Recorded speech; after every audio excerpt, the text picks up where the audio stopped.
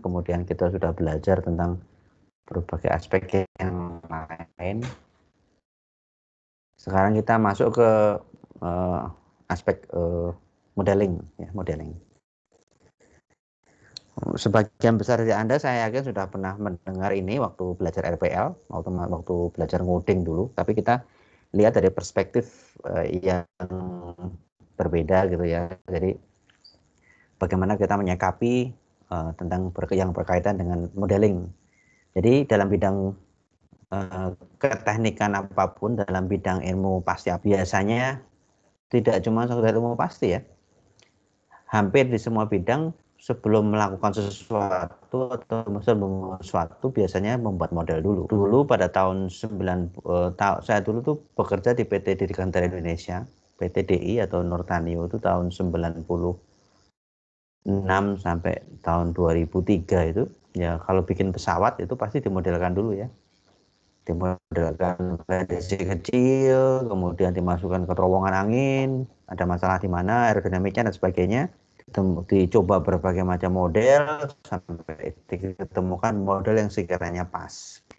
Bikin mobil juga seperti itu, bikin modelnya dulu, model yang 10%, kemudian 20%, 50% dan sebagainya sampai diketemukan model yang paling pas sesuai dengan apa yang dibutuhkan, sesuai dengan jenis kendaraannya.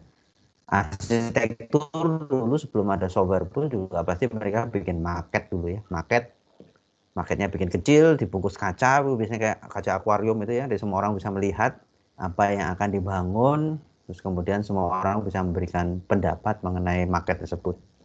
Dan masih banyak bidang ilmu lain yang selalu memodelkan dulu, misalnya untuk fashion gitu, sebelum membuat kan pasti juga digambar sketsanya dulu ya, di sketsanya dulu, nanti bajunya nanti tampilannya seperti apa, sebelum dipakai di orang, gambar sketsa dengan gambar model yang sketsa gitu, supaya bisa terbayangkan kira-kira nanti model bajunya seperti apa. Jadi hampir semua bidang ilmu pasti diawali pakai model. Di engineering, software engineering juga ada permodelannya. Nah, nanti kita melihat bagaimana memodelkan permasalahan yang ingin kita selesaikan dalam hal ini ya. Oh ya, nanti jangan lupa berarti nanti akhir teori nanti ada sesi presentasi ya. Tapi karena dianya pamit, nah berarti hari ini hanya cuman 5. Nanti kita pertemuan berikutnya baru setelah libur Paskah ya. Minggu depan tuh Rabu ada libur Paskah. Oke, saya share screen dulu ya. Oke, jadi topik kita hari ini tentang Object Oriented Modeling dan Programming. Jadi kita sudah belajar di requirement engineering bagaimana mengkolek, menganalisis dan sebagainya, menuliskan dalam bentuk yang benar, bisa dites, bisa diverifikasi dan sebagainya. Nah, sekarang apa yang direkam itu kita coba untuk dimodelkan. Jadi waktu kita menemukan permasalahan, tentu saja waktu kita bikin software itu kan pasti kita berhadapan dengan klien yang mengalami permasalahan di bisnisnya atau di bidang yang di mana dia bergerak gitu ya. Jadi pasti ada permasalahan yang membutuhkan bantuan kita untuk menyelesaikan. Jadi kita mulai di mana, bagaimana kita melanjutkannya dari permulaan tersebut yang menjadi permasalahan yang akan kita selesaikan menjadi sebuah sistem ya untuk menyelesaikan permasalahan tersebut. Jadi tentu saja awalnya ya dari requirement yang kita sudah capture atau kita sudah dapat di proses-proses awal ya. Jadi kita melakukan berbagai macam teknik pendekatan yang sudah dipelajari sejak 2 atau 3 minggu yang lalu. Dan juga melihat constraint-constraintnya ya. Jadi pasti ada kekangan atau constraint yang harus dipelajari juga. Dalam segala bidang itu ada kekangannya. Mungkin kekangannya karena memang ada hukum yang membatasi itu. Jadi pasti ada requirement tuh ada yang bertolak belakang satu sama yang lain gitu ya. Jadi kalau kita ingin cepat berarti yang mungkin nggak bisa terlalu secure dan sebagainya itu ya. Atau mungkin kekangannya ya karena berbagai macam stakeholder mempunyai keinginan yang berbeda-beda. Atau juga karena ada peraturan perundangan yang membatasi dan keterbatasan teknologi dan sebagainya itu ya. Kemudian juga asumsi lingkungan. Untuk memudahkan biasanya cara yang dipakai oleh developer software atau pengembang software, kita melakukan use case analisis. Jadi kita menganalisa berbagai macam studi kasus penggunaannya. Nanti kita lihat siapa aktornya, kemudian kita detailkan dulu use case-nya, use case yang first round berarti use case yang general, kemudian kita coba menjadi lama-lama use case-nya menjadi semakin spesifik. Kemudian setelah itu kita membuat konsep model konseptualnya ya. Konseptualnya bisa berupa kelas diagram konseptual, kemudian kita bisa menggunakan interaction, activity diagram, dan sebagainya.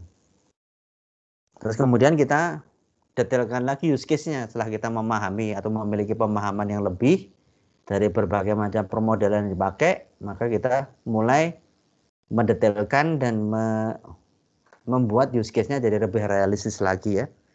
Nanti bisa dibantu dengan mockup atau purwarupa ya, purwarupa, interface dan sebagainya gitu ya. Kemudian baru kita perbaiki lagi kelas diagramnya, juga disesuaikan lagi dengan hardware-nya gitu, hardware arsitekturnya ya. Tentu saja kalau misalnya hardware-nya kita memiliki sistem sendiri yang dipelihara, berbeda kalau tentu saja kalau sistemnya juga berbasis web, berbasis desktop, atau nanti dipasang di cloud dan sebagainya, akan mempengaruhi arsitekturnya juga, mempengaruhi juga kelas diagramnya. Kemudian kita juga mulai memikirkan dynamic modelnya atau model dinamisnya. Jadi yang kita pelajari sebelumnya, misalnya use case itu lebih ke arah model statis. Kemudian kita memikirkan mengenai model dinamis. Mengaplikasikan operasi-operasi dan atribut-atribut yang akan sering muncul. Nah, ini waktu kita merevisi atau mendetailkan dari kelas diagramnya, kita juga harus melihat juga platform yang mau dipakai di mana, kemudian bahasa untuk pemrogramannya memakai apa dan sebagainya yang mempengaruhi library yang mau dipanggil, mempengaruhi interface yang mau dipakai, API yang mau dipakai dan sebagainya gitu. Nah, ini nanti juga operasi-operasi yang paling sering dipakai itu menjadi hal yang menjadi fungsi utama yang harus dipakai, harus difasilitasi lebih dahulu.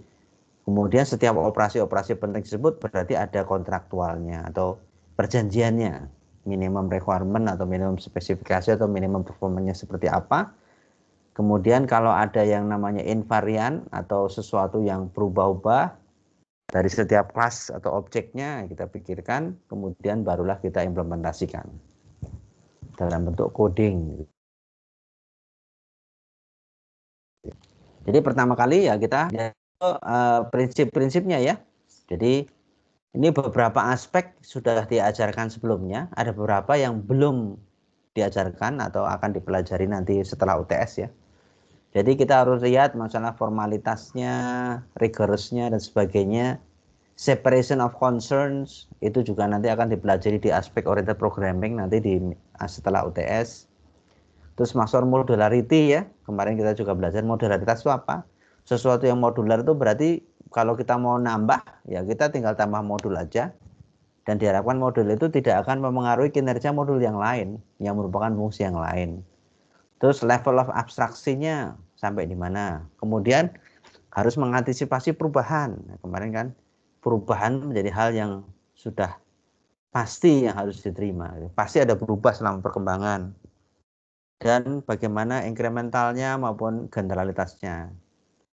Kemudian proses-proses yang harus dilewati seperti apa dan sebagainya itu yang memang harus diperhatikan dengan seksama waktu kita mengembangkan suatu sistem.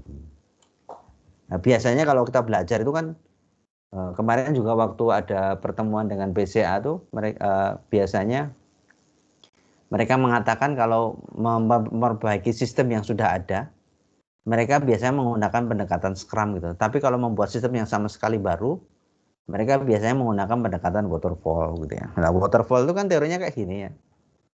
Jadi ada requirement-nya dikumpulkan, kemudian ada dokumen requirement SKPL atau SRS gitu. Kemudian buat desain, kemudian nanti ada software design dokumen atau DPPL gitu ya. Software design SDD kalau bahasa Inggrisnya ya. Kemudian baru di write code, ngoding, kemudian implementasi, testing dan akhirnya bisa dipakai fase maintenance gitu ya. Itu teorinya, tapi pada kenyataannya kayak gini. Jadi biasanya waktu teorinya kayak gini, aslinya kayak gini, ruwet gitu ya. Nanti bisa balik di segala lini gitu ya. Nanti bisa waktu nulis kode ternyata ada requirement yang kurang, balik lagi. Waktu tes juga ternyata ternyata ada yang salah gitu, balik lagi ke requirement lagi. Nanti ada requirement dokumen diperbaiki lagi, ada prototipe juga bolak-balik ya, prototipenya sampai benar-benar dianggap penting, ada yang nggak pas gitu ya.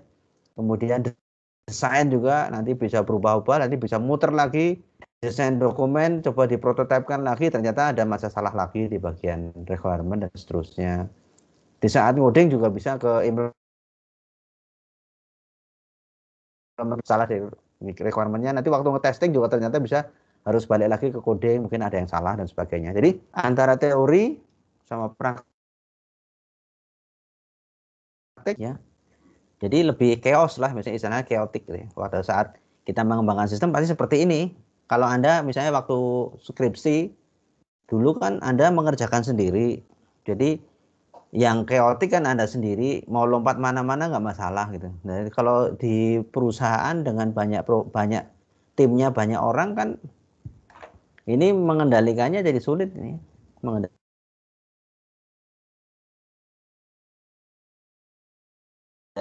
Yang namanya Scrum itu lebih sering diadopsi daripada sekedar waterfall. Karena apa? Scrum itu begitu ada perubahan sedikit langsung aja dibikin gitu ya, dibuat dalam iterasi hanya 2-3 minggu, diharapkan selama 2-3 minggu ini kalau ada perubahan requirement juga nggak terlalu banyak, jadi langsung bisa kelihatan hasilnya. Otomatis dari prototipenya, otomatis bisa untuk mendapatkan menggali hal yang lebih lanjut lagi, terus kemudian masuk lagi sprint lagi berikutnya dan seterusnya gitu. Jadi kenapa untuk lebih memudahkan hal yang ruwet seperti ini, pendekatan-pendekatan yang semacam Scrum itu jadi akan, kalau seperti ini kan butuh lama ya, dari gather requirement sampai ada suatu sistem yang bisa dites gitu ya. Kalau seperti ini jadi kalau tidak di manage dengan baik juga malah jadi chaos ya, atau jadi dengan menggunakan Scrum itu sedikit lebih bisa tertata. Karena begitu ada requirement yang penting langsung diakomodasi, hanya nunggu 2-3 minggu, maksimum 4 minggu sudah langsung keluar prototipenya, bisa coba ya, atau versi barunya gitu ya. Oke. Itu kalau secara prosesnya ya tentu saja ya, biasanya prosesnya kan proses dalam mengembang software ada fase inception, atau fase inception itu fase kelahiran lah ya, kelahiran dari softwarenya. Kemudian fase elaborasi itu berarti ya requirement-nya dan sebagainya. Ini fase konstruksi ini requirement plus desain gitu ya. Terus fase konstruksi ngoding, kemudian fase transisi ya pada saat kemudian dipakai. Nah, faktor construction ini bisa many iteration, iterasinya bisa berkali-kali gitu ya. Oke. Oke, sampai di sini ada pertanyaan nggak? Silahkan.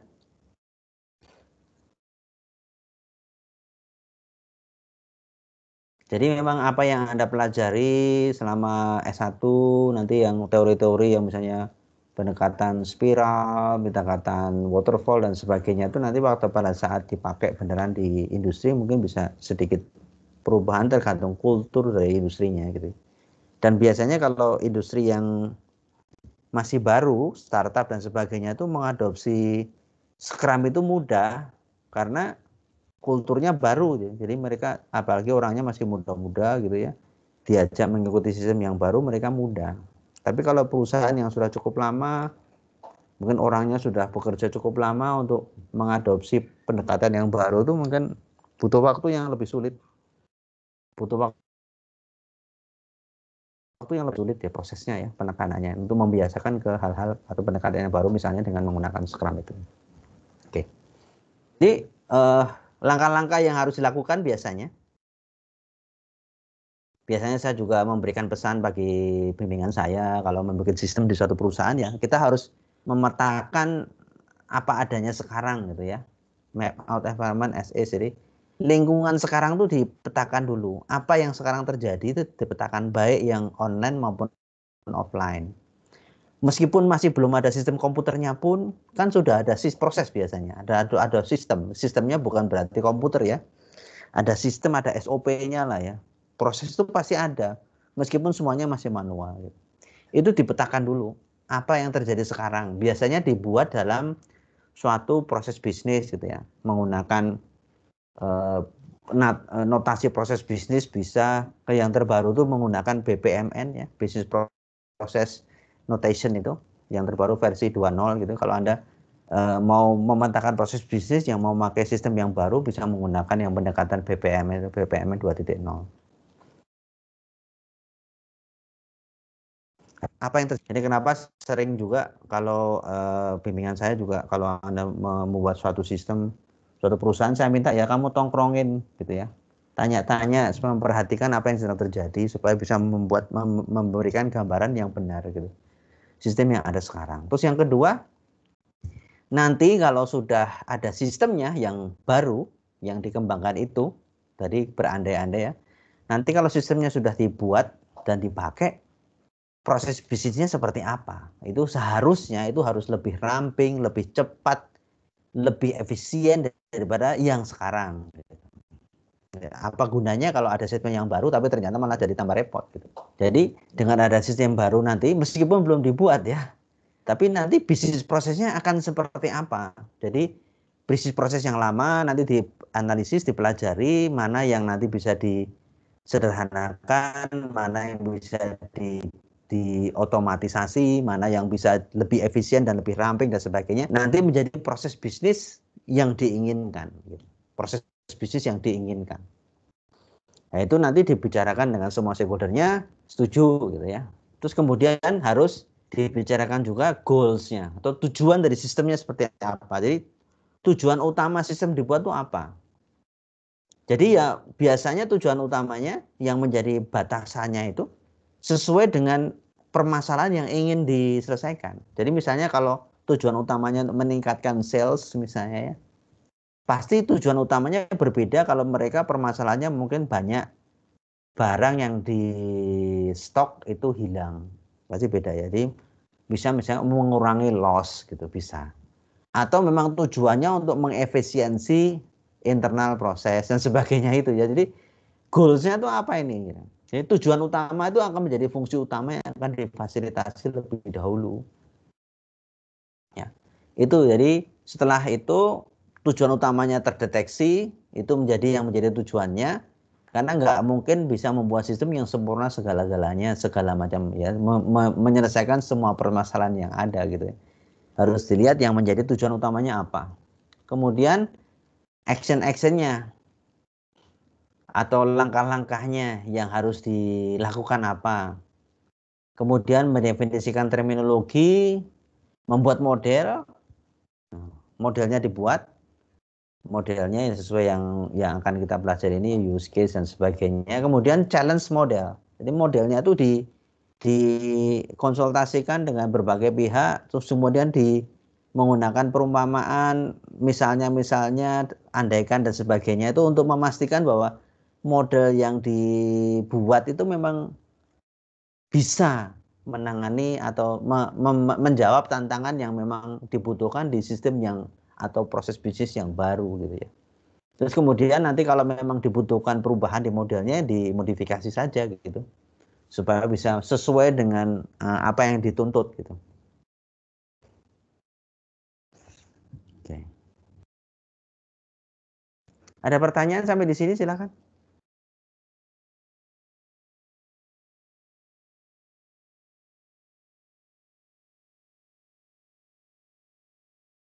Saya lanjutkan ya. Oke. Nah, kita kemarin kan sudah itu ya, melihat requirement dan sebagainya ya. Kita setelah itu kan, setelah requirement didapat dari segala pihak, form-form dilihat dan sebagainya, masuk ke analisis. Pasti analisis sebelum masuk ke desain, kita melakukan analisa. Tentu saja kita sudah mendapatkan problem statement-nya. Jadi permasalahan utamanya apa? Ditulis dalam kalimat yang tidak ada penafsiran lain, sudah benar, semua sepakat. Kemudian membuat use case-nya sekarang. Jadi kita membuat studi-studi atau kasus-kasus penggunaannya seperti apa. Kemudian kita membuat objek model dan data dictionary dari use case tersebut. Kemudian kita membangun dynamic model. Nanti pertama kali kita membuat model yang sifatnya statis, use case diagram, kelas diagram, dan sebagainya. Kemudian kita masuk ke model-model yang sifatnya dinamis. State transition diagram, sequence diagram itu masuk dalam kategori dynamic model. Di situs kuliah saya sudah masukkan, itu ada videonya ya. Anda kalau mau refresh lagi memori tentang apa itu sequence diagram, apa itu state diagram, dan sebagainya.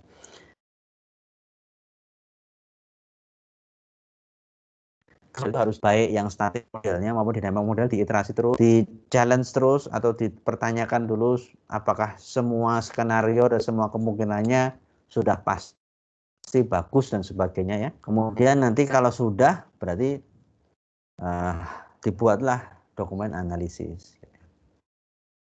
Sudah semua tahapannya sudah dilalui gitu ya. Didokumentasikan yang penting. Nah, ini use case itu biasanya yang pertama dibangun use case. Jadi adalah suatu overview high level terhadap suatu sistem yang akan dibangun. Ya biasanya adalah skenario-skenario penggunaan. Biasanya juga ada aktornya di sistem tersebut. Aktor itu adalah bisa berupa sistem lain atau bisa berupa pengguna yang akan berinteraksi dengan sistem. Terus kemudian kita mengidentifikasikan aktivitas-aktivitas sistemnya untuk mendukung kebutuhan aktor tersebut. Kemudian kita melihat menggambar koneksi antara aktor dengan aktivitasnya gitu ya. Kemudian kita melihat dependensinya. Ya, biasanya dependensi nanti Anda sudah ingat, dependensi nanti ada namanya include, ada namanya extend, dan sebagainya gitu ya. Kalau di C# tuh menggunakan uses dan sebagainya gitu. Oke. Jadi kalau use case saya yakin sudah banyak yang paham. Bagi Anda yang belum begitu paham itu banyak sekali tutorial video yang di YouTube atau yang bisa dari tempat lainnya Anda bisa cari untuk memahami lagi use case itu seperti apa. Oke, jadi use case itu membantu dalam hal memahami high level overview. Jadi overview tingkat paling besar gitu ya. Jadi kita hanya melihat fungsi-fungsi besarnya. Jadi kalau kita melihat misalnya mesin ATM, berarti fungsi besarnya mengambil uang, transfer, dan sebagainya gitu ya. Detailnya, nah baru setelah ketemu aktivitas intinya baru berusaha didetailkan lagi. Terus model, kita modelkan. Jadi kalau sudah ketemu use case-nya, kita sudah yakin semuanya sudah benar, tidak ada yang salah, kemudian dependensinya sudah ketemu dan sebagainya. Nah, kita mulai membangun modelnya. Nah, pertama kali kita bangun modelnya itu dari model di sistem atau domain modelnya. Jadi kita mengorganisasi sistem menjadi kelas-kelas yang dihubungkan dalam suatu asosiasi. Jadi kita translate itu menjadi semacam kelas diagram.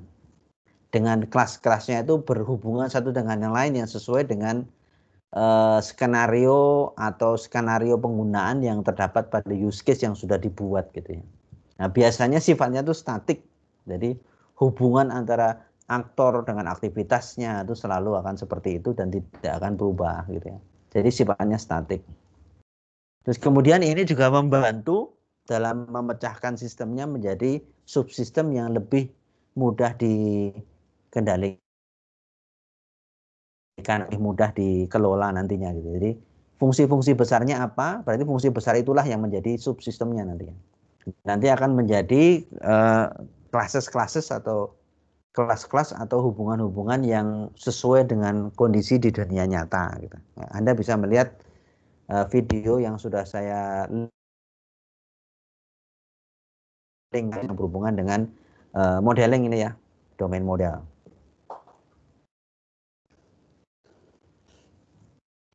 Jadi kalau domain model atau model yang objek ini nanti kan kelas nanti akan menjadi cetakan untuk menjadi objeknya, itu biasanya akan dibuat sebelum model dinamis gitu ya. Jadi kita harus membuat model statisnya dulu sebelum kita masuk ke model dinamis. Karena apa? Karena biasanya model yang statis atau struktur yang statis itu biasanya lebih mudah didefinisikan. Terus kemudian juga lebih mendetailkannya juga lebih mudah dan sebagainya ya. Dan sifatnya juga stabil, biasanya nggak akan berubah dengan besar gitu ya selama sistemnya, perkembangan sistemnya. Nah, biasanya waktu kita membangun model domain modelnya itu dari mana? Ya, pertama kali dari use case-nya, kemudian dari problem statement-nya. Dari use case-nya yang sudah kita gambar sebelumnya seperti apa, kemudian juga problem statement-nya yang akan diselesaikan, kita lihat seperti apa. Kemudian kita juga dari expert knowledge. Jadi kadang-kadang kita kan merasa tahu semua ya. Tahu semua itu maksudnya kita kalau kita nggak tahu, terus kita nggak nanya, tapi kita bikin asumsi, padahal kita orang informatika. Yang kadang-kadang juga bidang ilmunya beda dengan bidang ilmu yang orang-orang yang membutuhkan bantuan kita gitu. Klien ya. Nah, kadang-kadang kita harus interview dengan customer, kita juga harus konsultasi dengan konsultan, ahlinya dan sebagainya ya, supaya kita bisa lebih memahami problem domainnya seperti apa. Terus kita juga bisa menyewa analis gitu ya untuk membantu atau mempekerjakan analis untuk bisa lebih membantu pemahaman kita tentang sistem yang ingin dibangun. Terus juga dari general knowledge dari dunia luar sana. Jadi tentu saja ya misalnya kadang-kadang waktu kita ketemu sama klien tuh klien merasa kita harusnya sudah tahu gitu dunia dia gitu. Padahal jadi dia mungkin tidak cerita tapi dengan asumsi kita seharusnya tahu. Nah, itu kita bisa dapatkan dari general knowledge itu ya. Misalnya kita membuat sistem misalnya untuk farmasi, sistem untuk rumah sakit, sistem untuk poliklinik dan sebagainya itu kadang-kadang ada hal-hal yang memang kita harus cari tahu sendiri gitu ya. Karena nggak mungkin stakeholder-nya tuh cerita semuanya. Mereka juga pasti orang-orang yang punya kesibukan juga ya. Seperti itu. Jadi tadi ya, mungkin penjelasan yang tadi saya jelaskan. Jadi klien itu tidak bisa diharapkan bisa pandangan tentang dunia bidangnya dengan sangat besar dan sangat luas. Dia bisa cerita semuanya. Gitu. Kita nggak bisa mengharapkan itu. Karena pengetahuan dia mungkin juga terbatas. Atau mungkin dia juga nggak punya waktu untuk cerita. Jadi kita nggak bisa mengharapkan klien tersebut akan bisa aware tentang semuanya yang berhubungan dengan domain problemnya. Gitu. Kita yang harus cari tahu. Nah, beberapa ilmu itu atau beberapa pengetahuan itu sifatnya eksplisit. Jadi kita bisa cari tahu misalnya, oh kalau ada undang-undang tentang kesehatan, ada undang-undang tentang perlindungan pasien dan sebagainya, ada undang-undangnya. Tapi ada yang sifatnya implisit. Jadi knowledge itu tidak tertulis tapi mungkin kesepakatan. Kesepakatan zaman dulu yang tidak ada tulisannya. Yang kita nggak bisa tahu, belum bisa mendapatkan bukti autentiknya, tetapi semua orang di bidang itu tahu kecuali kita karena kita bukan di bidang itu. Nah itu yang kadang-kadang sulit sekali untuk didapatkan ya. Jadi terpaksa ahlinya atau konsultan untuk membantu gitu.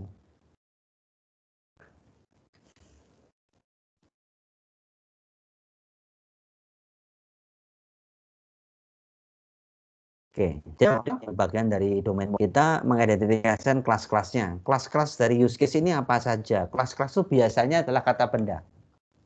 Ya. Jadi use case itu kita identifikasikan kata bendanya mana saja. Tapi ingat kata benda itu tidak harus jadi kelas gitu ya. Kata benda nggak harus jadi kelas. Kata bendanya itu mungkin sebagai atribut kelas yang lain gitu. Misalnya ya kalau mahasiswa kan ada NPM, terus kemudian ada IPK dan sebagainya, kartu mahasiswa dan sebagainya itu kan kata benda, tapi itu dia tidak jadi kelas tersendiri, tapi dia merupakan atribut dari kelas mahasiswa misalnya. Jadi tidak semua kata benda itu bisa menjadi kelas ya, tapi mungkin aja atribut dari kelas yang lain gitu. Harus di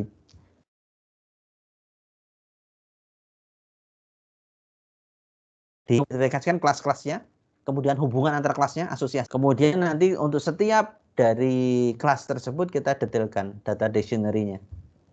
Kita tambahkan atribut-atributnya untuk bisa melakukan tugasnya di dalam sistem tersebut, sehingga kayak ciri-ciri atau karakteristik yang secukupnya, sehingga dia bisa menjalankan fungsinya. Jadi atribut itu bisa banyak, bisa sedikit. Tapi kalau terlalu banyak, takutnya malah ada atribut yang nggak pernah dipakai. Jadi sebetulnya membuang-buang memori saja. Tetapi kalau atribut terlalu sedikit, nanti ada hal suatu fungsi tertentu di mana kalau nggak ada atribut itu dia tidak bisa berinteraksi dengan kelas yang lain, itu juga bermasalah. Jadi menentukan atribut juga suatu hal yang penting. Terus kemudian kalau ada yang mirip-mirip, kita bisa, atau mirip-mirip ada kesamaan atribut maupun metodenya atau fungsinya, kita bisa organisasi dalam bentuk inheritance, itu bisa. Ini misalnya pegawai sama manajer ada miripnya kan, oh berarti manajer itu turunan dari pegawai gitu. Bisa di kelasnya diturunkan dari manajer, manajer punya kemampuan lebih daripada induknya dan sebagainya gitu ya. Macam-macam itu. Jadi tidak semua objek itu menjadi, tidak semua kelas itu sendiri. Mungkin dia sebetulnya ada kemiripan, kalau ada kemiripan yang cukup banyak berarti dia bisa digabung dalam suatu hubungan tadi ya, super sama kelasnya dan super kelasnya dan sebagainya, itu yang berhubungan dengan konsep inheritance.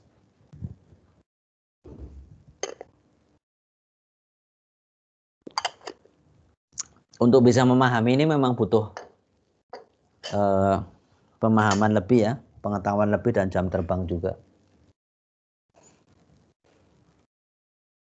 Oke, itu tadi yang berhubungan dengan statik atau ya domain model, objek model dan sebagainya itu ya. Nah, setelah kita sudah paham semuanya, langkah baiknya kita juga masuk ke dynamic model. Karena dynamic model itu akan lebih memudahkan kita mengenai apa yang terjadi sesungguhnya pada saat suatu fungsi itu berjalan. Jadi biasanya menunjukkan tingkah laku yang berhubungan dengan waktu dari sistem dan objek-objek yang di dalamnya. Nah, biasanya akan menunjukkan state-nya. State itu kondisinya. Nah, kondisi itu apa sebenarnya? Kalau atributnya berubah, biasanya kalau atribut dalam suatu kelas itu berubah nilai, berarti dia sebetulnya state atau kondisinya berubah. Jadi misalnya kalau mahasiswa dia semesternya berganti jadi mahasiswa semester 1 menjadi mahasiswa semester 2. Otomatis kan dia state-nya berubah kondisinya. Jadi kalau kelas-kelas itu ada state, ada atributnya yang berganti nilai, itu berarti dia, kita bisa katakan bahwa dia state-nya berganti. Nah, berganti itu karena apa? Nah, akan kelihatan di sini ya dengan menggunakan dynamic model ya. Nanti ada event, ada action, ada trigger dan sebagainya. Nah, biasanya yang sering dipakai itu namanya state diagram atau state transition diagram. Di situs kuliah juga sudah saya tampilkan itu ya. State transition diagram itu seperti apa, bagaimana cara gambarnya dan sebagainya. Kita juga bisa menggunakan sequence diagram. Itu lebih ke arah satuan waktu, bagaimana masing-masing objek itu kapan dia hidup, kapan dia ngirim pesan, baliknya kayak gimana, jawabnya gimana dan sebagainya itu. Itu akan lebih jelas lagi kalau kita menggunakan sequence diagram. Kalau sequence diagram lebih ke arah sequence atau urutan kejadian, pertukaran pesan dan sebagainya, itu akan lebih membantu kita dalam memahami lebih lagi tentang sistem yang akan dibangun gitu. Jadi ini tujuannya untuk memverifikasi sistemnya itu supaya kita lebih yakin lagi bahwa sistem yang dibangun memang sesuai dengan apa yang seharusnya dia bekerja. Nah, tentu saja berikutnya kita iterasi ya. Jadi apa yang sudah dibangun dari tadi dianalisis, kemudian bikin modelnya. Modelnya ada yang static model, ada yang dynamic model, diiterasi berkali-kali gitu untuk meyakinkan bahwa semuanya sudah sesuai apa yang diinginkan, barulah nanti sudah dianggap final. Jadi kita harus melihat misalnya inkonsistensinya, ada ketidakkonsistenan enggak antara satu sama lain. Apakah ada perlu revisi, ada vagueness-nya atau omission-nya, ada sesuatu yang kelupaan enggak? Ada sesuatu yang janggal atau enggak jelas gitu ya. Ada enggak yang masih enggak jelas gitu.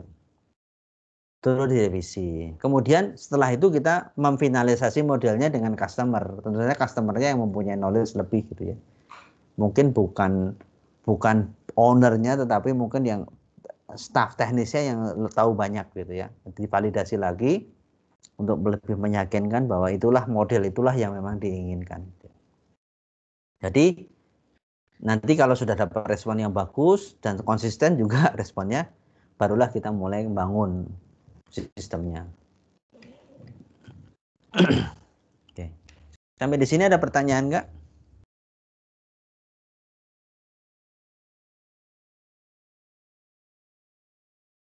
Surya Jaka, ada pertanyaan nggak?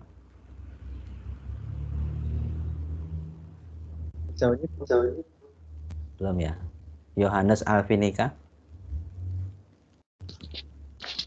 Belum ada, Pak. Belum ya, oke. Oke. Saya lanjutkan ya.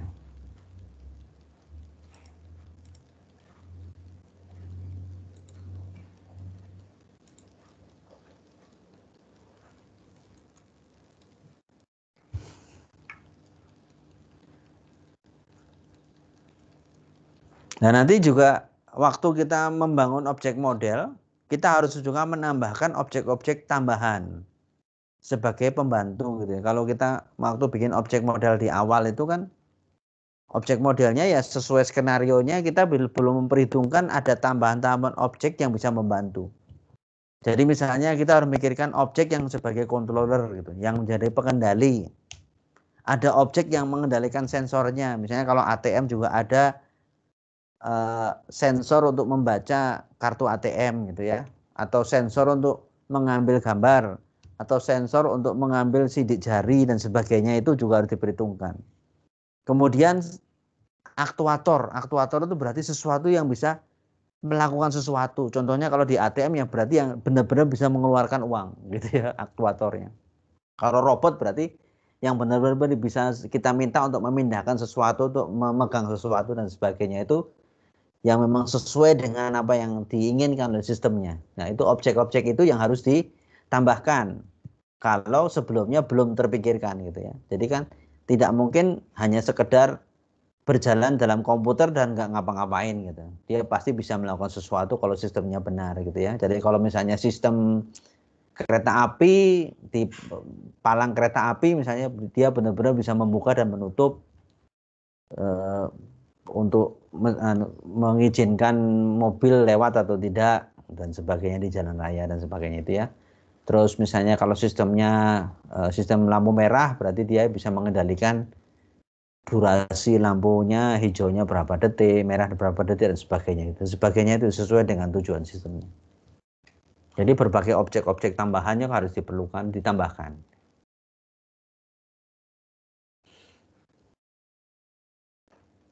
Oke.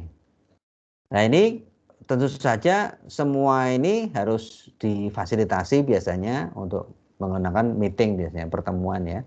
Di pertemuan itu bisa tujuannya untuk mendiseminasi informasi, memberikan informasi ya supaya mereka aware apa yang sedang terjadi, mendapatkan opini dari stakeholder maupun mendapatkan konsensus tadi ya, kalau kita klarifikasi ke pegawainya atau ownernya atau tim teknisnya mereka supaya dapat konsensus kalau ada permasalahan atau yang konflik, maupun hal-hal yang lainnya lagi ya berhubungan dengan kebutuhan sosial.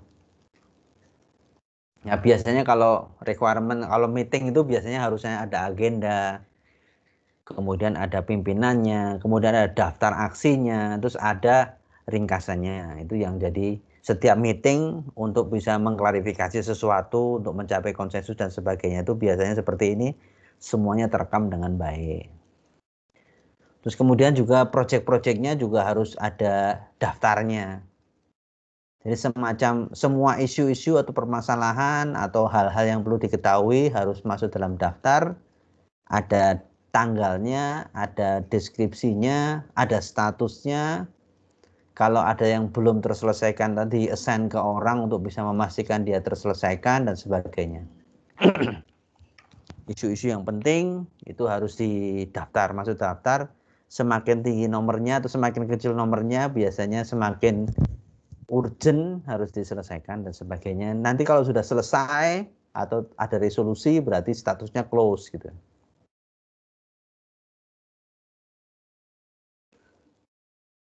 Interview juga hal yang penting juga. Interview biasanya membantu dalam hal kita memahami lebih dari sesuatu. Misalnya kalau kita menginterview bos itu kan untuk big picture-nya. Kalau kita menginterview senior manager lebih detailnya lagi, junior manager apalagi ke karyawan lebih detail lagi dan sebagainya. Nah, biasanya kalau kita menginterview itu ya kita mempunyai daftar yang mau ditanya atau daftar yang kita mau inginkan dari pihak lain itu, kemudian kita harus lebih banyak mendengar daripada ngasih komen gitu ya. Terus kemudian pertanyaannya sebaiknya juga sifatnya open ended. Jadi jawabannya bukan ya atau tidak, tapi mengorek informasi lebih lanjut. Terus jangan mengemukakan opini. Jadi malah ngasih pendapat gitu, enggak ya kita kolek saja. Terus kemudian kalau ada informasi yang mungkin nggak begitu jelas, kita bisa tanyakan lagi menggunakan berbagai macam cara bertanya mungkin untuk hal yang sama untuk supaya kita bisa mendapatkan pengetahuan yang lebih. Gitu. Itu yang berhubungan dengan interview. Nah, semuanya ini kalau sudah dapat, nah kita masuk ke ini UML itu ya, UML itu ya. Jadi Unified Modeling Language yang sering kita dengar juga waktu kita belajar S1 itu. Ya, tujuannya untuk memvisualisasi, menspesifikasi, mengkonstruk, dan mendokumentasikan sebuah sistem yang ingin dibangun. Nah, biasanya ada sifatnya struktural, jadi statik yang tadi ya, misalnya use case, kelas, dan sebagainya itu. Ada sifatnya behavioral, berarti berhubungan dengan tingkah laku. Nanti biasanya state transition diagram, sequence diagram, dan sebagainya itu masuk dalam kategori behavioral. Ini struktural diagram biasanya ada kelas, ada objek, ada komponen, ada deployment, ada package. Saya yakin semua orang sudah cukup paham ini ya. Kalau enggak nanti silakan cari referensinya berhubungan dengan UML structural diagram gitu ya. Kalau yang behavioral, use case itu termasuk behavioral ternyata karena dia melihat ke tingkah laku dari sistemnya meskipun dalam top level.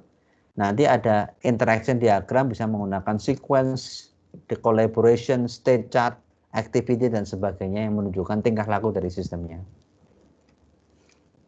Nah, biasanya proses pengembangannya kita bikin use case-nya, kemudian nanti kita bikin kelas diagram tapi lebih yang masih kasar gitu ya, kelas diagram yang lebih masih kasar. Kemudian kita detailkan lagi dengan menggunakan sequence, collaboration diagram, dan sebagainya. Dan kemudian kita generalisasi lagi tingkah lakunya dengan state transition maupun activity state diagram. Kemudian kita perbaiki lagi terus ya detail implementasinya ya. Kita bisa menggunakan komponen diagram maupun deployment. Jadi di UML itu banyak sekali diagram meskipun tidak semuanya diperlukan gitu ya. Tapi biasanya yang intinya yang sering dipakai adalah use case, class diagram, state diagram juga sering dipakai, sequence juga masih sering dipakai, activity juga sering. Yang lain-lainnya sebagai pendukung ya, kalau memang dibutuhkan.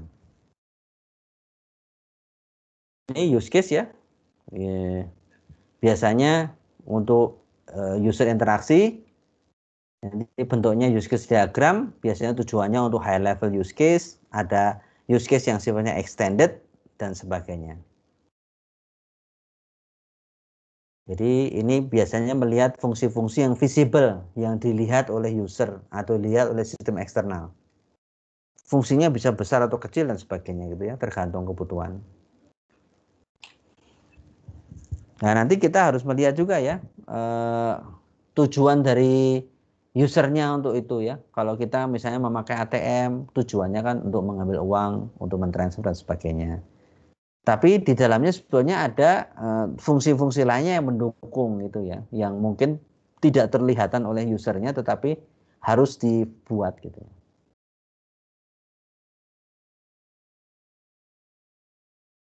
Oke, yang berhubungan dengan goals, interaction dan sebagainya, ini berhubungan dengan use case tersebut. Ini contohnya ya untuk point of sales terminal atau POS tuh ya. Kalau kita lagi beli di Alfamart, Indomaret dan sebagainya itu kan yang dipakai oleh penggunanya itu kan namanya POS system ya, point of sale terminal gitu ya. Kalau sekarang itu sudah banyak yang menggunakan berbagai macam produk dari startup yang bisa membantu dalam hal POS itu ya. Jadi banyak sekali perusahaan-perusahaan sekarang sudah bisa manfaatin itu hasil yang lebih murah gitu ya. Nah biasanya yaitu tujuan dari sistemnya, kalau sistem POS itu kan pasti untuk meningkatkan checkout automation ya. Automationnya, sistemnya harus mendukung automation. Jadi kalau cuma ditembak saja barcode-nya langsung terisi, nilai harganya langsung muncul gitu ya. Kemudian nanti kalau sudah terekod semua kan otomatis nanti bisa membantu manajernya atau top manajernya atau mungkin franchise-nya untuk melihat sales analysis. Nanti juga bisa membantu untuk inventory control dan sebagainya ya. Nah tentu saja dia akan disupport oleh hardware, komputer juga ada, barcode dan sebagainya gitu ya. Ini contohnya kalau di use case POS-nya seperti ini ya, ada kasir sama customer. Meskipun sebenarnya customernya nggak berhubungan langsung ya, kalau ini customernya ada garis. Sebenarnya kalau yang kenyataannya di Indonesia kan nggak ada ya customer langsung bisa berinteraksi dengan sistemnya. POS-nya tuh pasti dari kasir saja gitu ya. Yang penting mah ini ada kotaknya menandakan boundary sistemnya, yang bulat-bulatnya adalah use case-nya. Ini contohnya misalnya financial trading system, ini yang lebih kompleks lagi ya. Jadi nggak seperti POS tadi yang relatif sederhana. Jadi di sana kalau kita membeli saham dan sebagainya gitu ya, membeli bond, stok dan sebagainya itu, nanti ada sistem accountingnya, ada sistem eksternal. Jadi meskipun sistem eksternal tuh kita bisa gambarkan dalam bentuk manusia ID juga nggak apa-apa. Kemudian ada manajer tradingnya, ada tradernya, kemudian ada sales personnya dan sebagainya yang bisa membantu. Jadi di sini pembelinya nggak bisa langsung di sini sistemnya ya. Jadi pembelinya berhubungan dengan sales person yang bisa mengcapture dealnya dan sebagainya. Manajernya hanya men-set limit dan sebagainya gitu ya. Ini contoh yang lebih kompleks daripada POS tadi. Nah biasanya nanti ada include sama extend ya. Saya yakin semua sudah tahu ya, kalau include itu pasti dilakukan. Jadi kalau kita ngambil uang, transfer itu kan include memasukkan PIN gitu ya. Tapi kalau extend itu sifatnya opsional. Jadi kita bisa menggunakan versi jalur 1 atau jalur 2 atau jalur 3. Misalnya kalau kita bayar, bisa bayar cash atau bisa pakai OVO atau bisa pakai debit card dan sebagainya gitu ya. Berarti itu sifatnya extend.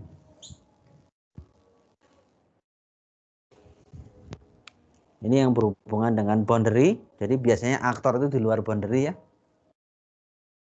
Jadi sesuatu yang di luar boundary itu berarti bukan tidak diakomodasi oleh sistemnya. Tidak diakomodasi sistemnya. Ini tentang ini ya, store atau toko, customer bisa beli dan sebagainya. Ini bisa ada POS yang sifatnya parsial, ada macam-macam contoh ya, ada customer, ada kasir, ada manajer, ada sistem administrasi dan sebagainya. Kalau didetailkan lebih lanjut sistemnya. Nah, biasanya nanti ada yang namanya use case description. Nah, ini yang akan mendetailkan masing-masing bulatan di sini. Detailkan seperti apa ya, jadi buy item dan sebagainya ini. Nanti dijelaskan rinci setiap use case-nya. Nanti ada use case by item, ada jelaskan siapa aktornya, tipenya primary, deskripsinya seperti apa, sampai detail lebih bawahnya ya. Jadi kalau di expand itu nanti akan lebih panjang lagi. Terus misalnya ada home heating system juga seperti ini, nanti juga ada sistem digambarkan. Nanti use case-nya itu owner-nya bisa menyalakan, bisa memanaskan, bisa menurunkan, bisa mengubah temperatur dan sebagainya. Ini kalau didetailkan juga nanti ada extend, bisa didetailkan lebih lanjut lagi ya di use case description-nya. Ini misalnya home heating systemnya lebih didetailkan lagi. Nanti ada use case yang sebetulnya tidak berinteraksi langsung dengan homeowner-nya, ada fungsi adjust temperatur gitu. Nanti ada fungsi temp high sama temp low, ada include sama include ya, kalau ini include saja. Kapan menggunakan use case? Jawabannya harus selalu menggunakan use case untuk lebih memahami. Jadi requirement adalah bagian yang paling sulit dari software development. Jadi kita harus berhati-hati dalam mendefinisikan requirement. Kesalahan terbesar biasanya dari soal requirement ya. Jadi kita harus menghabiskan cukup waktu dalam requirement sehingga waktu mendesainnya pun juga mendesain sesuatu yang benar sesuai apa yang diminta atau diinginkan oleh klien gitu. Oke. Itu cerita saya tentang software development atau software modeling. Ada pertanyaan nggak? Silahkan.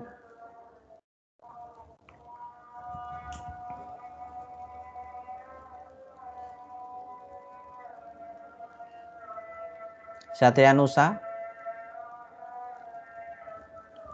Belum ada, Pak. Belum ada ya. Yogi ya? Yogi? Masih belum juga, Pak. Oke. WMP? Pak WMP? Masih belum, Pak. Belum ya? Oke. Ya. Oke. Oke, ini teori yang saya sampaikan. Kita masuk ke acara kedua ya. Jadi kita waktunya singkat saja dari masing-masing yang kemarin sudah sign up untuk presentasi hari ini. Tapi singkat saja Anda cerita, mungkin Anda tampilkan aja papernya apa, kemudian ada cerita itu yang menarik, itu ringkasannya seperti apa kira-kira isinya. Yang menurut Anda menarik di aspek mananya gitu ya. Mungkin yang pertama, oke, Surya Jaka ada apa?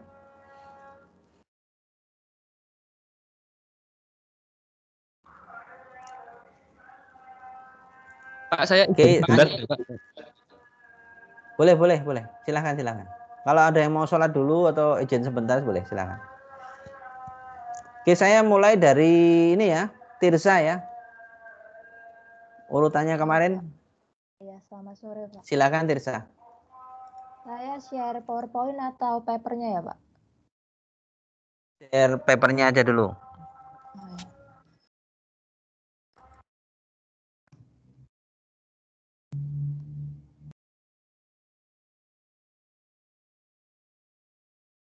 Apakah sudah terlihat, Pak? Oke, ya silakan. Jadi paper ini berjudul tentang Cognitive Impact Validation of Requirement Uncertainty in Software Project Development. Paper ini menganalisa tentang bagaimana dalam suatu proses pengembangan sistem itu selalu ada ketidakpastian yang terjadi. Jadi paper ini dibuat karena alasan itu, kemudian terdapat beberapa pertanyaan untuk penelitian ini, yaitu bagaimana ketidakpastian tersebut mempengaruhi parameter-parameter lain dalam melakukan pengembangan sistem. Kemudian melakukan analisa hubungan antara parameter yang ada terhadap waktu pengembangan yang sudah dijadwalkan. Lalu bagaimana ketidakpastian tersebut mempengaruhi proses dari pengembangan software. Ya. Jadi dalam analisis paper ini penulisnya melakukan 2 tahap, yaitu yang pertama melakukan studi literatur, kemudian yang kedua melakukan survei dan validasi.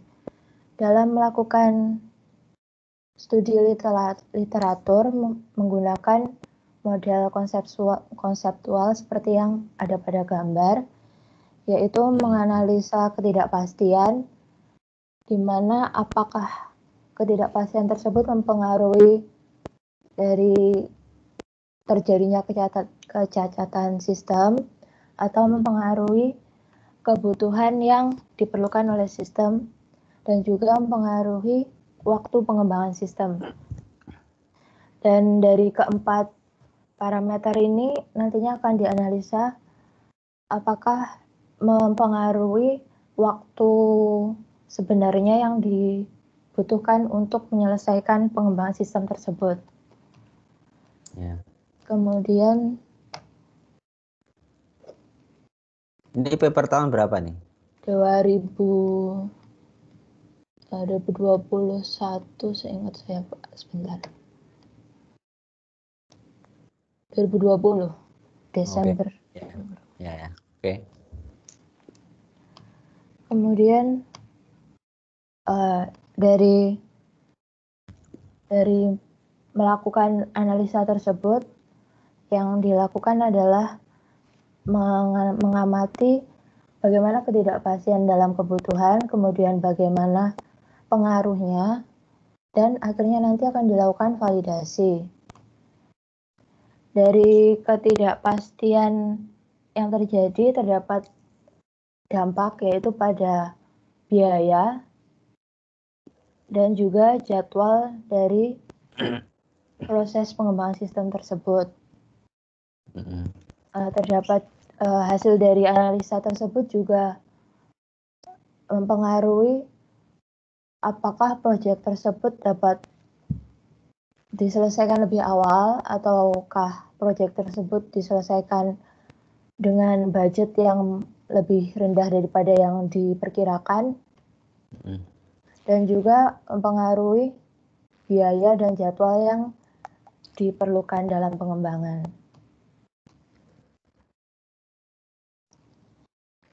Dari penelitian ini dilakukan validasi sehingga dapat disimpulkan hipotesis yang ada, yaitu terdapat 7 hipotesis yang diuji. Untuk melakukan analisis terhadap hipotesis tersebut dilakukan pengumpulan data dengan menggunakan kuesioner dari expert dari industri software. Kalau untuk validasinya itu menggunakan CR correlation coefficient. Kalau dari hasilnya itu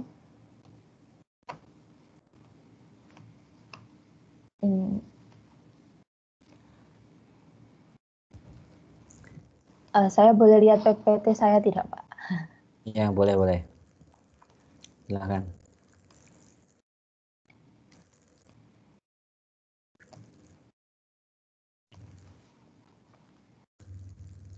Kalau dari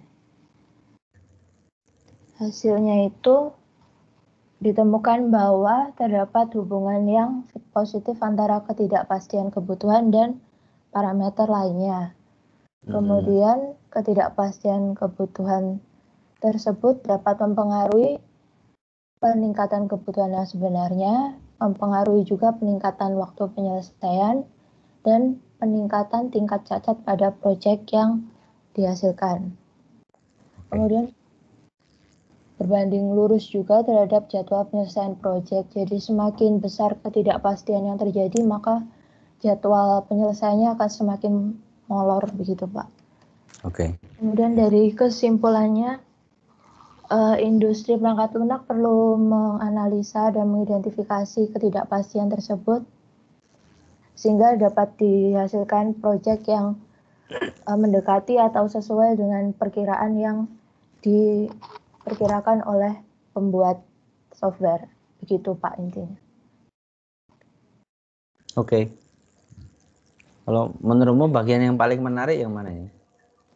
Dari ini Pak, jadi mereka sadar bahwa ketidakpastian itu menjadi faktor yang tergolong penting dalam melakukan pengembangan software. Jadi tidak semuanya berjalan sesuai rencana, begitu Pak.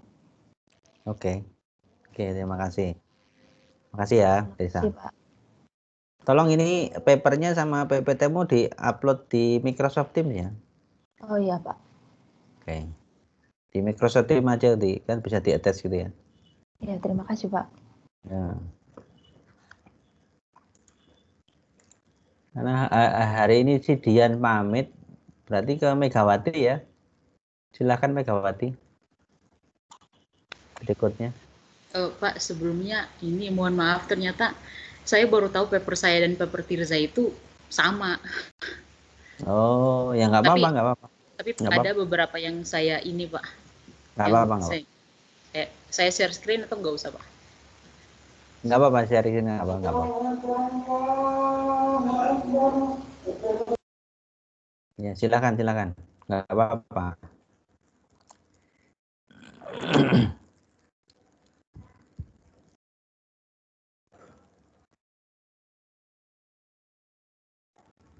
Oke.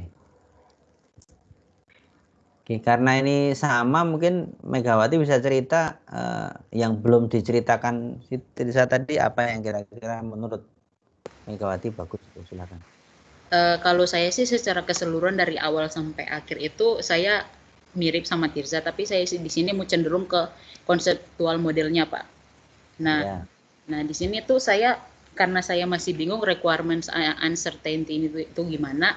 Nah, saya sudah coba browsing beberapa gitu. Ternyata requirements uncertainty itu bisa jadi kayak apa namanya? Bisa jadi dari penggunanya, engineer-nya gimana atau developer-nya gimana, atau mungkin bisa jadi kayak pengaruh dari lingkungan dan lain sebagainya. Nah, saya itu nangkapnya gimana kalau seandainya bikin uncertainty, bikin konseptual model yang yang bagian requirements uncertainty ini dijabarin lagi, Pak. Jadi kan ini sudah terbukti yang 4 parameternya. Nah, gimana kalau yang ini dijabarin lagi gitu, Pak? Nah, itu saya dapatnya kayak konsepnya seperti itu. Oh, oke. Kalau yang di antara keempat itu yang bisa dijabarin lagi yang mana menurutmu? Yang requirement defect, actual requirement estimated dan sebagainya itu kira-kira yang mana?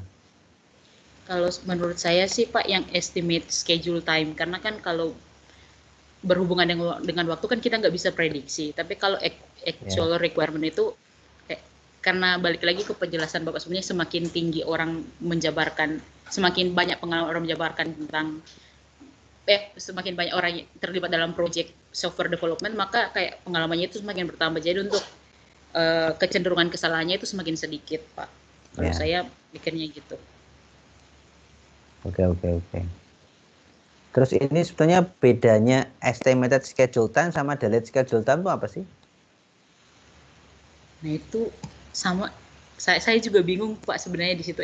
Kayak estimasi itu kan kayak waktu, kayak kita memutuskan dari awal project, project ini bisa sampai selesai 3 bulan. Tapi kalau misalnya delay schedule time itu kayak melampaui waktu yang sudah diestimasikan. Nah, itu sebenarnya sama tapi beda.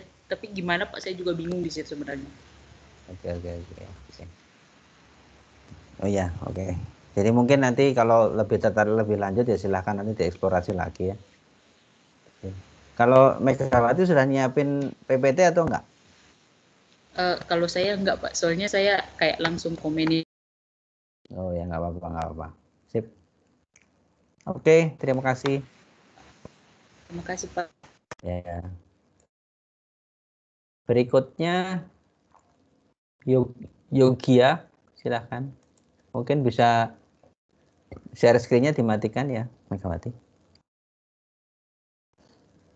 Yogia. Halo Pak, selamat sore. Sore ya. Ya Pak, saya langsung buka papernya ya Pak. Silakan ya. Paper saya paper dari Indonesia Pak, bahasa Indonesia. Bisa di share screen juga bisa lihat kita ya. Ya Pak.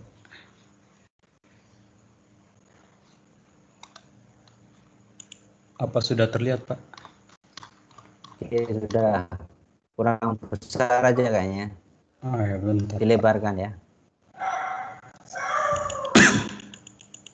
Oke Pak. Sudah bisa dilihat Pak. Ya silakan. Baik Pak. Jadi di sini paper yang saya dapatkan itu berjudul rekayasa perangkat lunak dengan model Unified Process. Nah, studi kasus di sini sistem informasi jurnal. Nah, sedikit dari latar belakangnya di sini Pak. Jadi paper ini ada beberapa poin yang saya ambil.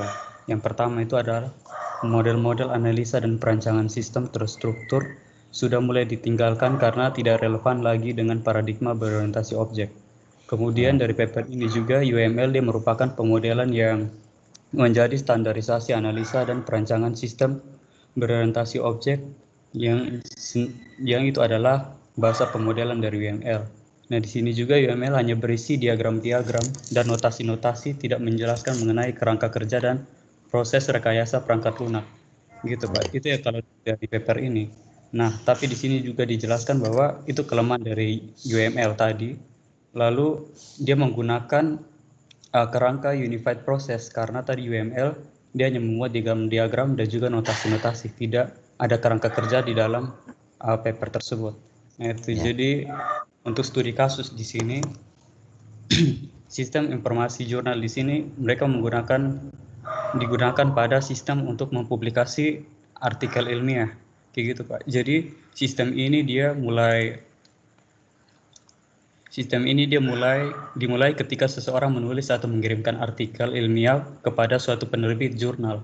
Nah, artikel-artikel yang masuk sebelum dipublikasi harus direview terlebih dahulu oleh reviewer sesuai dengan bidang keilmuan untuk menjamin bahwa artikel tersebut layak dan memenuhi syarat keilmuan. Bagian masuk pada reviewer, jadi paper tersebut ketika masuk pada reviewer, kemudian reviewer akan menetapkan apakah artikel tersebut layak untuk dipublikasi atau perlu direvisi terlebih dahulu. Jadi perlu direvisi artikel, kemudian akan dikembalikan kepada penulis. Apabila artikel-artikel yang sudah direview dan layak dipublikasikan sudah memenuhi. Jadi terus yang menurut menarik apa ini? Oke, Pak. Jadi di sini yang menurut saya menarik karena dia menggunakan kerangka unified process. Nah, di dalam kerangka ini sudah cukup kompleks, Pak. Di dalam ada kerangka kerja proses UV, dia meliputi collaboration, konteks, dan juga interaction. Nah, ini untuk bagian ketiga proses tersebut. Nah, di dalam proses tersebut ada langkah-langkah lagi. Nah, langkah-langkah kita bisa lihat. Bentar, Pak. Oke.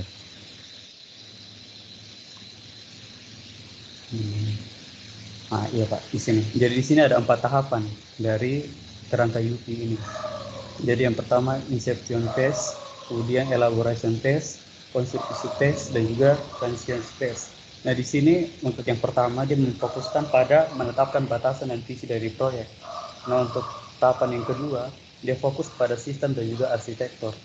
Yang ketiga juga dia memfokuskan kepada pembangunan sistem, dan yang keempat dia lebih menyempurnakan transisi. Nah, di sini Pak cukup lengkap karena dalam paper ini dijelaskan ada activity diagram. Kalau kita lihat di sini, ini jalannya proses. Ini saya jelaskan ya, Pak. Jadi di sini author dia melakukan registrasi, kemudian setelah diregistrasi dia bisa submit papernya. Nah, kemudian submit masuk ke bagian administrator. Nah, di sini mereka menerima paper tersebut. Kalau menerima, maka itu langsung didistribusikan kepada review. Jadi review akan melihat paper tersebut. Nah, kalau paper tersebut kurang ada perbaikan, harus dilakukan revisi. Jadi kembali lagi kepada author. Jadi ketika sudah kembali, dia melakukan pengeditan, dia kembali mengirimkan dan langsung kepada edit paper dan juga publish paper. Gitu. Itu untuk yang activity diagram, Pak. Kemudian ada juga, nah ini ada use case dari diagram konteks dari sistem tersebut. Ini ada author, reader, administrasi, dan review. Jadi dia cukup lengkap, Pak. Bukan hanya itu, ada kelas diagram, lalu ada use case untuk bagian author, lalu ada juga use case bagian administrator, kemudian ada use case dari first level dari management submission. Kemudian ini ada lagi, Pak. Ini rancangan kelas diagram. Mungkin kita langsung pada hasil. Ini ada sequence diagram, lalu ada rancangan communication. Jadi yang menarik dari paper ini dikarenakan biasanya orang penelitian untuk membuat suatu rancangan rekayasa perangkat lunak berorientasi objek karena mereka hanya menggunakan UML. Nah, di sini mereka lebih menekankan bagaimana caranya agar bisa lebih lengkap.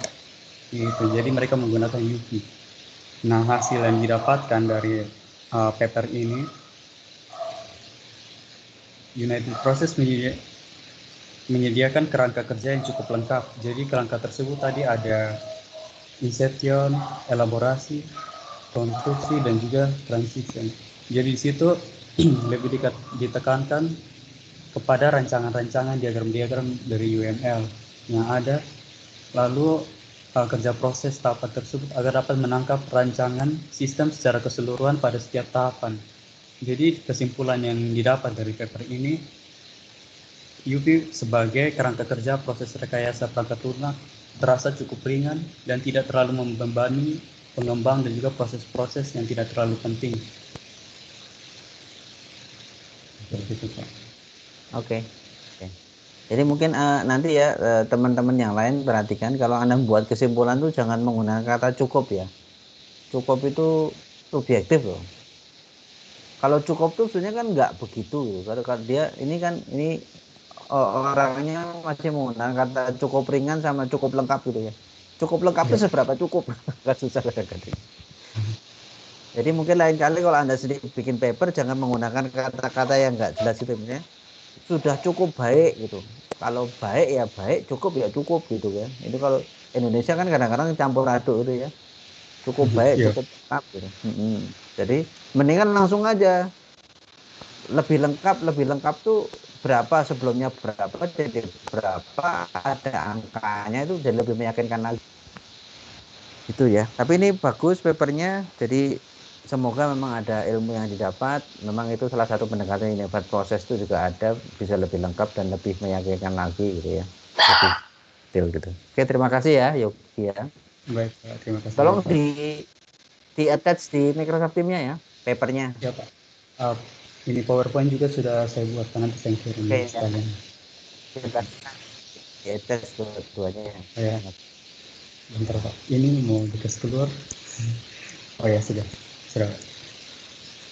Oke, yang berikutnya Igor, silakan Igor.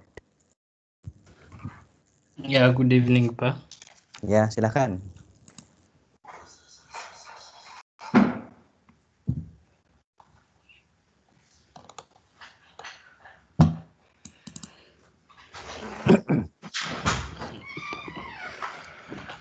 Terlalu besar nih. Oh, yeah. Ya, oke. Silakan. Ya. Now it can be seen. Little bit bigger. Lebih besar lagi dikit. Sedikit lagi. 120% atau 100 ya, silakan.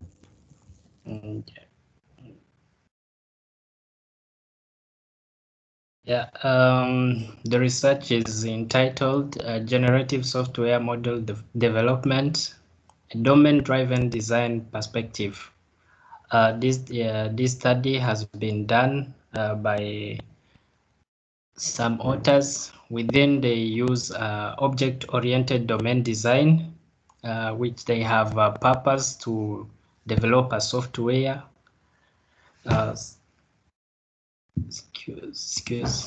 They have a purpose to develop a software.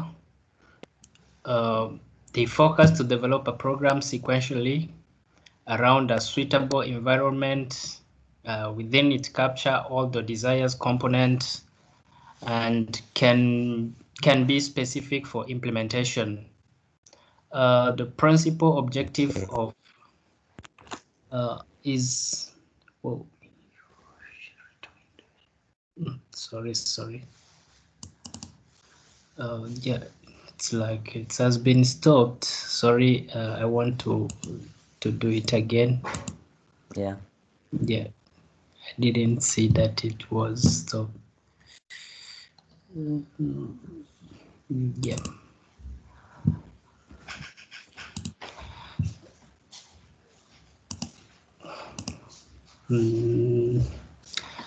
Yeah, is it now the PPT can be seen? Sorry, the PDF. Yeah.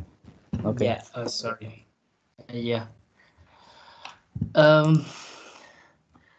The principal objective of domain-driven design software, it was applied on the basis of the use of a visual-based extension of object-oriented programming language, which is also called OOPL. To build the model components, it was only for building the model components. According to the author, the DDD model is not only for it's not only the foundation for any omnipresent language, means developed and used by all developers members, but used also for the development of the program. In this study, the author recommended the development of a generative software module method to bridge the gap within the extended method and make contribution such as like this one. The first one is called MCCL, which has an annotation based is sent by model configuration within an annotation based internal DSL for configuring software model. And the second one was MCC generator to create MCC as class module from his group class. And the third one, it was MCC update an MCC when the model of the structures is changed. There is also show MCCL using Java software tools. In background and motivation, the author tried to show an image within this part contain in this part of background and motivation, it contained related work from previous study in the domain model of course management domain named COSMEN. As you can see here in this image, down there is a model called COSMEN. In this model, we can see that they have some classes. The domain classes are generated in package named COS model. There is a first class which is called class students. This one, the class students constitute the domain concept students. Within there it's a class for students, and there is also class course model, which constitutes a course model, which constitutes is this one. The course model constitute the course modules that are provided to students. In this course module, we can find many courses that are provided to students, and there is also a class S class. Which constitute type of classes that student can choose. S classes is this class. Within there is a type of classes like morning classes, afternoon classes, evening classes. So student can choose either they can attend class of a morning class or afternoon class or evening class. There is also a class enrollment management, this one, which constitutes the enrollment management activity. Yeah.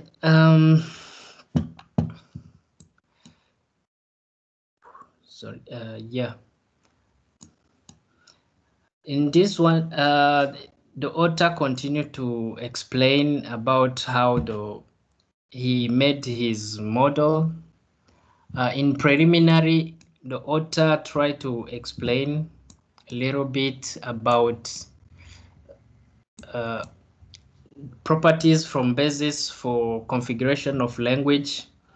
For example, he gave some properties that he used,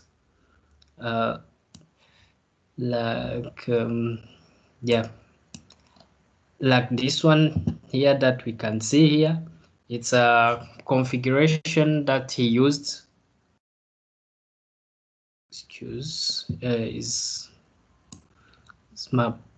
is still PowerPoint still be seen? I don't know. I'm not sure. Hello.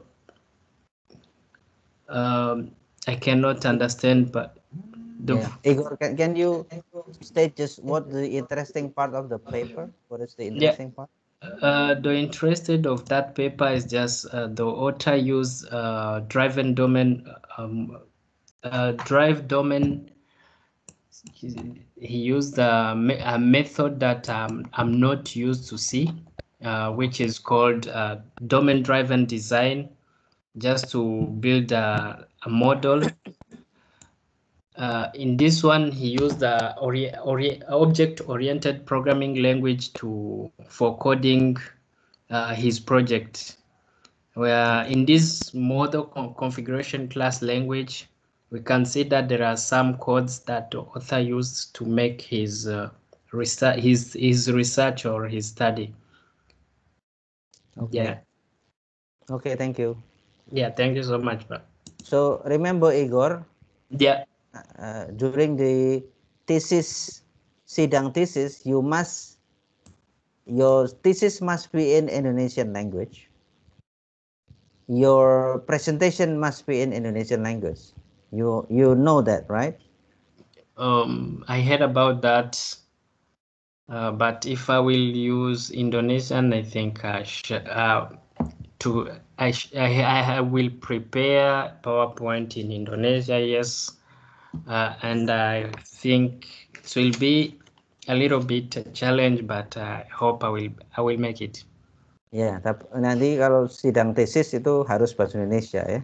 Presentasi harus bahasa Indonesia. You have to keep that in mind. Yeah, the challenge that I am meeting right now is just because of some technical words. But the first semester, it was a little bit easier than this second, because this second semester, there are so many technical words that are complicated to me to understand. Okay. Yeah, okay, thank you so much. Yeah, thank you. Terima kasih. Yang berikutnya, Franz Joshua, silakan. Baik, Pak.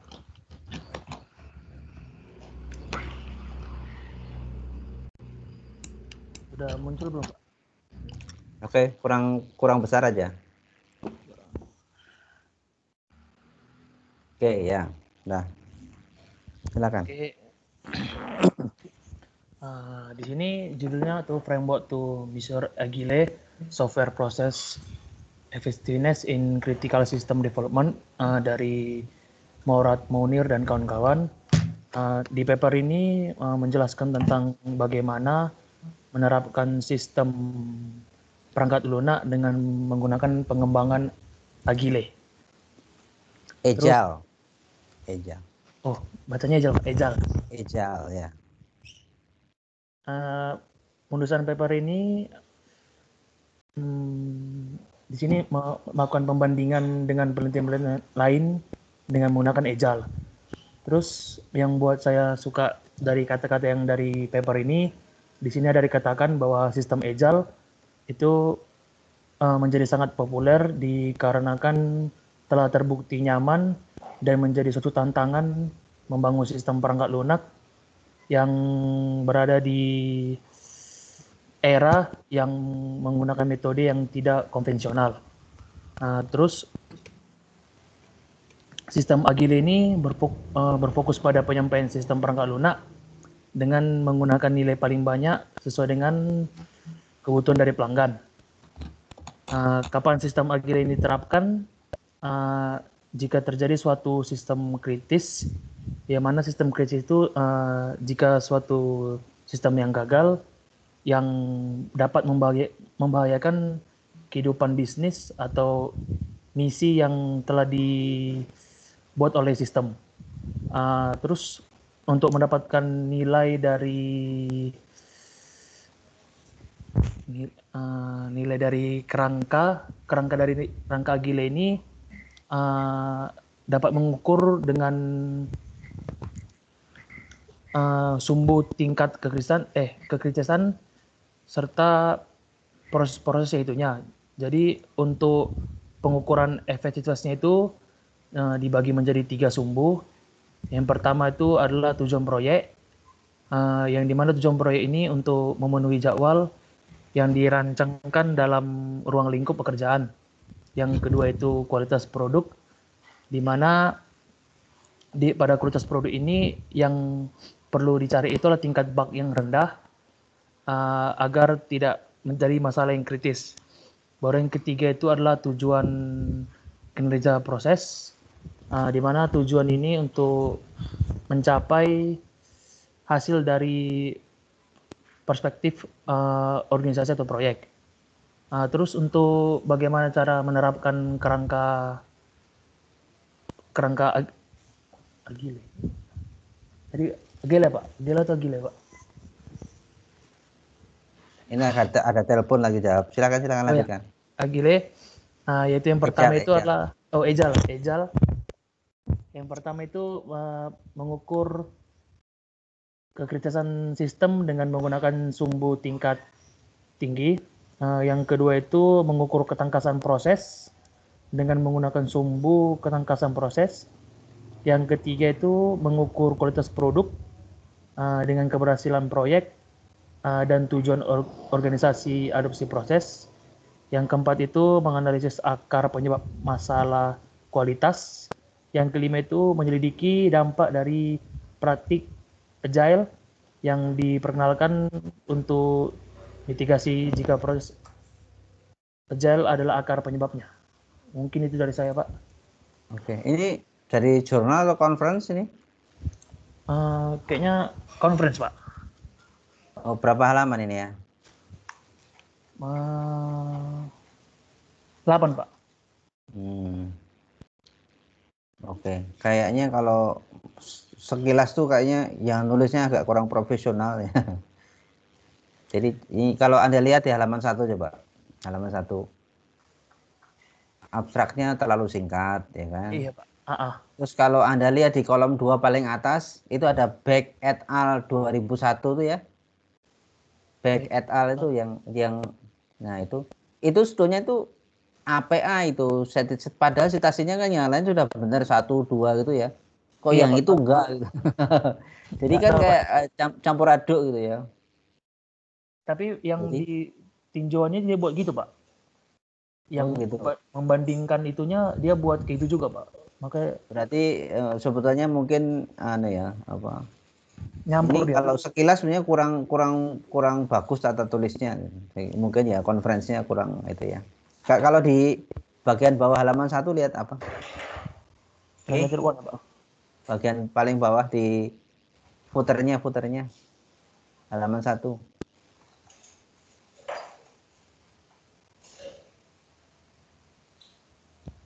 Oke ya, sebetulnya SCM ya, tapi ya nggak apa-apa lah.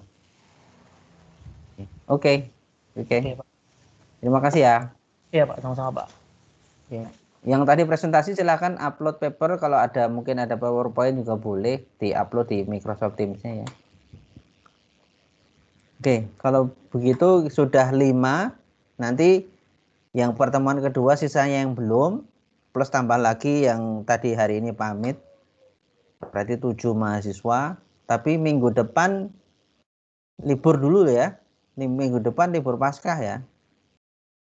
Jadi kita akan ketemu lagi 2 minggu lagi, pertemuannya secara tatap muka lagi ya, 2 minggu lagi, tapi yang minggu depan tuh hari Rabu itu sudah libur Paskah, masuk lagi hari Selasa minggu depannya lagi gitu ya. Gitu ya. Oke. Terima kasih atas perhatiannya. Saya akan stop recording dulu.